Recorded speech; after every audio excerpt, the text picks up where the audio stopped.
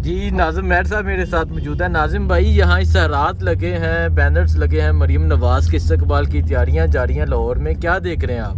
जी जी, मेहमान के तौर पे मरीम नवाज आ रही है, तो हमें सुबह उसने इमदाद देनी है, तो डॉलर काफ़ी लेके आ रही है, तो सुबह देखना इंशाल्लाह हमारे मुल्क का जो रुपया वो मजबूत होगा, डॉलर 80 रुपये पे आएगा, और जीडीपी जो हमारी ग्रोथ है वो 8.5 पे चली जाएगी। जो इमरान खान कह रहा था ना इस साल मैंने 7 पे लेके जानी है, तो मरियम नवाज ने 8.5 पे लेके जानी है। इंशाल्लाह देखते जाए आप, 3 दिन में आपको रिजल्ट मिलेगा।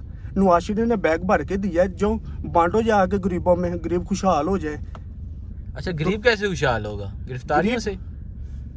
ये असल में गिरफ्तारियों से मुझे तो यही लग रहा है कि क्योंकि ये कहते हैं ना सुनिया गलियों में मिर्जा यार फिरे, ये उनका ये हिसाब है कि सब जो पाकिस्तानी है ना गिरफ्तार हो जाए, वो जहाँ भी जाए हम अकेले घूमे फिरे मौज मस्ती करें, क्योंकि ये बादशाह ज़िन के लोग हैं, ये बादशाही चाहते हैं, ये जमहूरियत। लेकिन अब ऐसा होने नहीं वाला, क्या समझते हैं?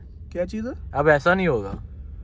अब अवाम जाग चुकी है, अवाम को शऊर आ गया, अवाम को पता चल गया है कि ये जो एक दूसरे को दुश्मन अपना खिलाते थे, कहते थे नवाज और जरदारी, अब ये भाई भाई हैं।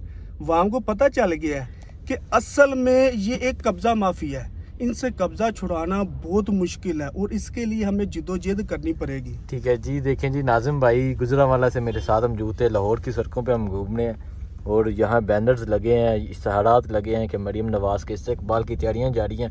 तो नाजिम भाई ने अपना तजिया पेश किया है, आप क्या कहेंगे इस बारे में?